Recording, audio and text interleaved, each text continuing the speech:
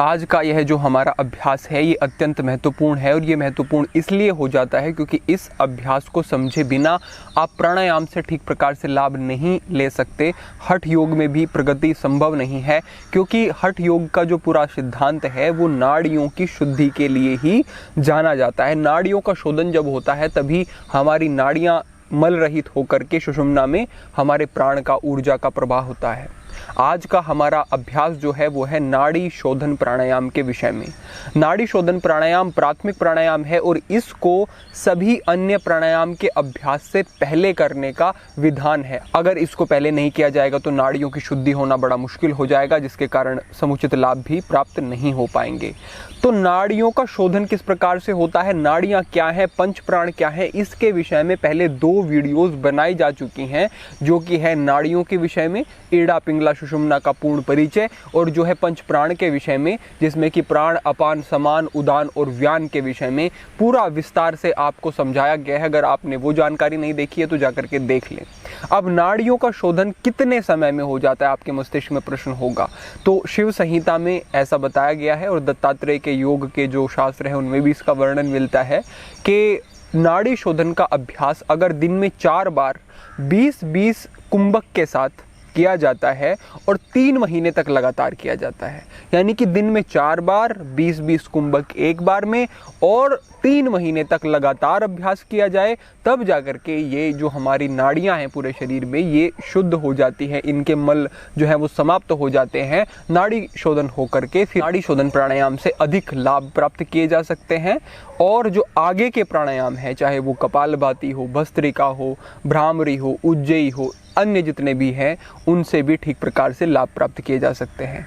यद्यपि कपालभाति एक षटकर्म के अंतर्गत आने वाली क्रिया है, लेकिन इसे प्राणायाम से भी आज के समय में जोड़ा जाता है। इसके विषय में पूर्ण विवरण जब आपको प्राप्त होगा तो आपको समझ आ जाएगा कि ये क्या है, कैसे करना है और क्या शास्त्रों में बताया गया है। तो लेकिन सबसे पहले नाड़ी शोधन प्राणायाम को समझ लेना ज़रूरी है। नाड़ी शोधन प्राणायाम का अभ्यास आपको आसन मुद्रा से बाद में करना है और दूसरे प्राणायाम जितने भी हैं उनसे पहले करना है। अगर एक सामान्य लाभ के लिए व्यक्ति इस प्राणायाम का अभ्यास कर रहा है तो वो प्रतिदिन अगर 20 मिनट भी करता है तो उसको इसके शारीरिक लाभ अच्छे से प्राप्त हो जाएंगे। लेकिन यदि कोई व्यक्ति आध्यात्मिक प्रगति के लिए करना चाहता है, नाड़ियों की शुद्धि के लिए करना चाहता है, तो फिर उसको अवधि को बढ़ाना पड़ेगा। तो इसके विषय में इतना समझ लेना ज़रूरी है। इसके बारे में हम बहुत अधिक चर्चा इस समय पर नहीं करेंगे क्योंकि इससे पहले सब कुछ बता दिया गया है नाड़ियों के विषय में और प्राण आदि के विषय में, वो पूर्व की वीडियो आप देख सकते हैं। तो सीधा हम चलते हैं हमारी विधि के विषय में, किस प्रकार से इस प्राणायाम को करना है। इसकी कई अलग अलग विधियां हैं, कई अलग अलग तरीके से इसको बताया गया है। इसमें धीरे धीरे प्रगति के स्तर के आधार पर आगे की अवस्थाओं में बढ़ा जाता है। तो सबसे पहले जो आपको नाड़ी शोधन प्राणायाम का अभ्यास, जैसे कोई प्रथम दिन अगर कोई अभ्यासी कर रहा है तो उसको कैसे करना है, पहले तो सबसे पहले आपको एक अच्छे आसन में बैठना। सिद्धासन की वीडियो इसी चैनल पर आपको प्राप्त हो जाएगी। सिद्धासन को देखें कि सिद्धासन को कैसे करना है, उसमें बैठ सकते हैं। किसी को असुविधा है तो सुखासन में बैठ सकते हैं। बस आरामदायक आसन होना चाहिए। और विशेष बात यह है कि आपकी कमर जिस आसन में बैठ करके अधिक समय तक सीधी रह सके और आप कंफर्टेबल अनुभव करें, पूरी तरह से सहज अनुभव करें, वो आसन आप लगा लें। उसके बाद आप अपने दाहिने हाथ से इस प्रकार से आप मुद्रा को बना सकते हैं, या फिर आप नासाग्र मुद्रा बना सकते हैं, जैसे सुविधा हो। और दूसरे हाथ से आप ज्ञान मुद्रा बना लें और इसको आप अपने हाथ को रख लें अच्छे से अपने घुटने के ऊपर, बाएं हाथ को। दाएं हाथ से आपको ये सारा कुछ अभ्यास करना है। तो हमने अपने अंगूठे से दाईं नासिका को नियंत्रित करना है और अपनी उंगली से हमें बाईं नासिका को नियंत्रित करना है। अब सबसे पहले शुरुआत किस स्वर से करनी है तो आपको अवगत भी होगा कि बाएं स्वर से ही हमें शुरुआत करनी है हमेशा। बायां स्वर अर्थात हमारी चंद्र नाड़ी को जो प्रतिनिधित्व करता है जिसका, तो हमने पहले दाईं नासिका को अपनी बंद करना है और बाईं नासिका से हमें 5 बार सांस लेनी है और छोड़नी है। केवल बाईं नासिका का ही प्रयोग करते हुए दाईं को बंद रखना है, बाईं से 5 बार सांस लेनी है, छोड़नी है। फिर हमें दाईं से 5 बार सांस लेनी है, छोड़नी है। फिर हमें दोनों नासिकाओं से 5 बार सांस लेनी है, छोड़नी है। इस क्रम को आप 3, 4, 5, 10 बार दोहराएंगे। कैसे? हमने दाईं नासिका को बंद किया और बाईं से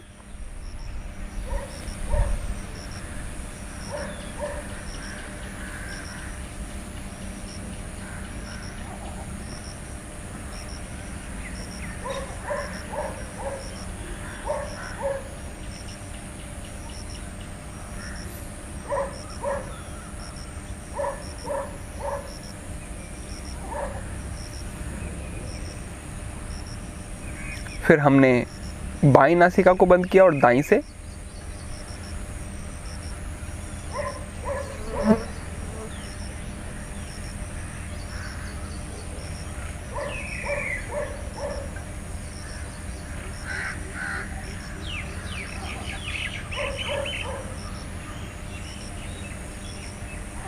फिर हमने दोनों नासिकाओं से एक साथ सांस प्रश्वास की क्रिया की।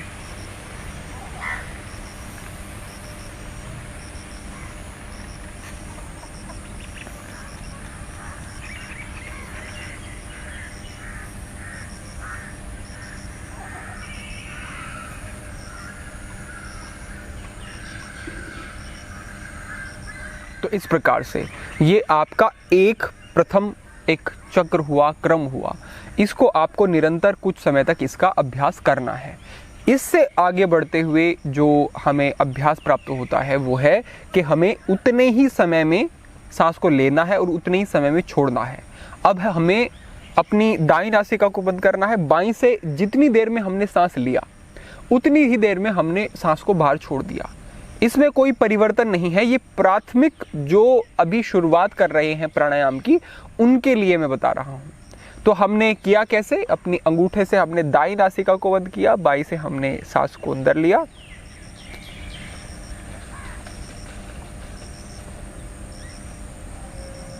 और दाईं से हमने बाहर छोड़ा।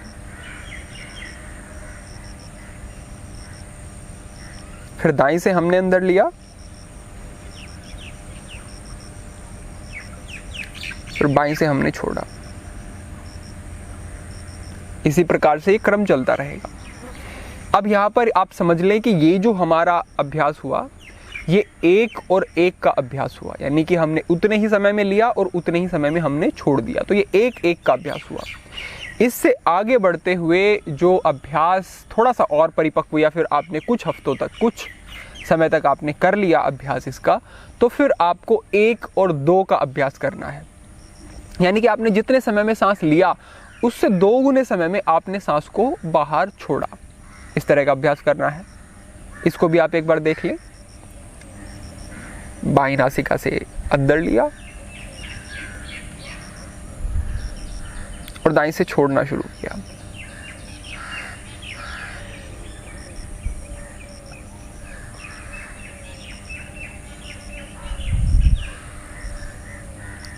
तो हमने इसमें जो रेचक है उसकी अवधि को अब बढ़ा दिया है। रेचक ज़्यादा समय में हो रहा है और पूरक जो है, हम सांस अंदर जो ले रहे हैं, उसकी समय अवधि कम है रेचक की अपेक्षा। तो इस अभ्यास को आपको निरंतर करना है और इसके समय को बढ़ाना है।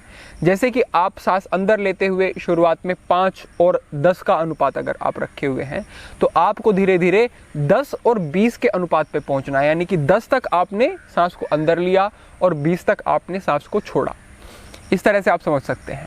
इस गिनती को आप शुरुआत में ओम से भी नाप सकते हैं, सही से इसका समय को डिवाइड करने के लिए। तो ओम ओम ओम इस तरह से कहते हुए मन ही मन कह सकते हैं। आपने सांस अंदर लिया, ओम ओम ओम ओम, इसी प्रकार से आपने सांस को बाहर छोड़ा। उचित है, ठीक है। इससे आगे और बढ़ते हुए अगर मैं बात करूं तो कुंभक के साथ आप अभ्यास कर सकते हैं। कुंभक के साथ अभ्यास कैसे करना है? शुरुआत में जो आपको अंत कुंभक के साथ अभ्यास करना है वो आपको 1-1-1 के अनुपात में करना है। यानी कि उतनी ही देर में सांस अंदर लिया, उतनी ही देर तक सांस रोका और उतनी ही देर में सांस को बाहर छोड़ दिया। 1-1-1 का अभ्यास हो गया। अब वो चाहे आप 5 की गिनती तक सांस अंदर ले रहे हैं, 5 की तक रोक रहे हैं, 5 की तक बाहर छोड़ रहे हैं, वो आपके ऊपर है कि कितनी लंबाई तक आपको, कितने समय तक आप उसे अंदर खींचने में और अंदर रोकने में ले रहे हैं, वो आप स्वतंत्र है। लेकिन ये जो अनुपात है वो इस प्रकार है कि 1-1-1। कुछ समय के बाद क्या करना है कि 1-1 और रेचक की जो है वो अवधि बढ़ानी है, 1-1-2। यानी कि रेचक को आपने अब इसकी अवधि को बढ़ा करके, जो पूरक है और अंतकुंभक है उससे अब बढ़ा करके 2 गुना कर दिया, रेचक को बढ़ा दिया। और जब ये अभ्यास आपका परिपक्व हो जाएगा, यानी कि पहली जो अवस्था है उसमें आपने पूरक, कुंभक, रेचक को समान अवधि में लिया, उसके बाद आपने पूरक कुंभक और रेचक को दोगुना कर दिया, यानी कि 1 1 2। उसके बाद आपने पूरक 1, जो अंत कुंभक है उसको कर दिया आपने 3, और जो बाहर छोड़ना यानी कि रेचक है उसको आपने कर दिया 2। यानी कि फिर अंत कुंभक की अवधि को बढ़ाना है, रेचक की अवधि को पूरक की अवधि से 2 गुना रखना है, और जो अंत कुंभक है उसको बढ़ाते बढ़ाते बढ़ाते बढ़ाते आपको जाना है। जैसे कि 10 की गिनती तक आपने सांस को अंदर लिया, 40 की गिनती तक आपने अंत कुंभक यानी कि सांस को अंदर रोका, और 20 की गिनती तक आपने सांस को बाहर छोड़ा। ये इसकी परिपक्व अवस्था आप समझ सकते हैं। और शास्त्रों में इस अवधि का और इस क्रम का बहुत अधिक महत्व बताया गया है, वो चाहे शिव संहिता हो, चाहे वो अन्य शास्त्र हो।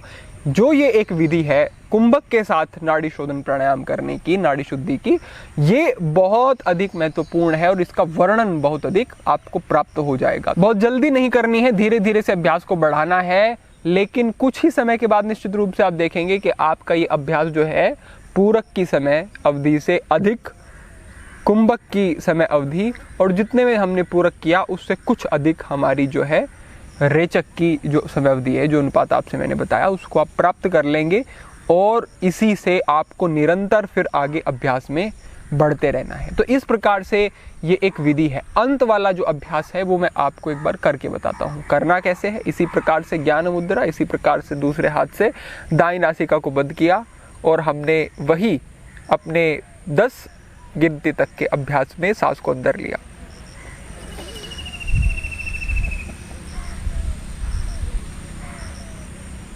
दोनों नासिकाओं से सांस को रोक लिया।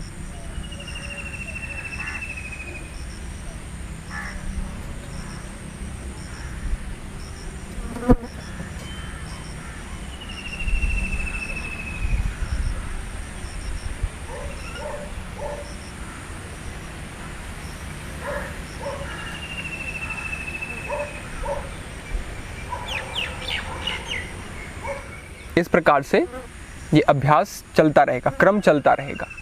आपको अवधि जो है धीरे धीरे अपनी योग्यता के अनुसार बढ़ाते जानी है। शुरुआत में अगर 10, 30, 20 का अभ्यास हो रहा है तो ठीक है। इसके जो अंत कुंभक है उसकी अवधि को बढ़ा के फिर 40 कर दें, उसकी अवधि को बढ़ा करके फिर और आगे आप लेके जा सकते हैं। तो ये आपको करते रहना है। अपेक्षा है कि आपको ठीक से समझ आ गया होगा। अगर कोई संशय रहता है तो आप कमेंट के माध्यम से ज़रूर पूछें, मैं उत्तर अवश्य दूंगा इस प्राणायाम से संबंधित प्रश्नों के। और एक दो चीज़ और समझ लें आप कि ये जो अवस्था बताई गई है, जब ये प्राणायाम आपको लाभ देना पूरा शुरू कर देता है तो उसे कहा गया है घटावस्था। घटावस्था का अर्थ जो है वो ऐसे समझ सकते हैं कि जब प्राण और अपान है, प्राण और अपान का जब एक समन्वय हो जाता है, संतुलित होकर के मिल जाती हैं, तो ये कह सकते हैं कि परमात्मा और जीवात्मा का एक रूपता, एकीकरण फिर हो गया है। इस अवस्था को घटावस्था कहा जाता है। और इस प्राणायाम के निरंतर ठीक विधि से बिना मन के उकताए अगर अभ्यास किया जाता है तो फिर ये अवस्था भी प्राप्त की है योगियों ने और प्राप्त की जा सकती है। तो इस प्राणायाम से उचित लाभ लें। बहुत सारी आपको भ्रांतियाँ भी व्याप्त मिलेंगी, अनुलोम विलोम जैसी क्रियाएं और बहुत तीव्र गति से, बहुत तेज़ी से और बलपूर्वक करते हुए व्यक्ति मिलेंगे, लेकिन उससे कोई लाभ नहीं है। नाड़ी शोधन प्राणायाम का अभ्यास जो है वो बल बिल्कुल नहीं लगाना है, गति बिल्कुल ऐसी रहनी है कि सामने बैठे हुए व्यक्ति को भी पता न लगे कि आप प्राणायाम कर रहे हैं। एकाग्रता आपको अगर या तो अपनी श्वासों पर बना करके रखें या फिर आज्ञा चक्र पर आप अपनी एकाग्रता को बना सकते हैं, अन्य कोई स्थान नहीं। इन दो स्थानों पर एकाग्रता को बना करके जब अभ्यास किया जाएगा तो निश्चित रूप से बहुत सुंदर और बेहतर परिणाम आपको प्राप्त होंगे।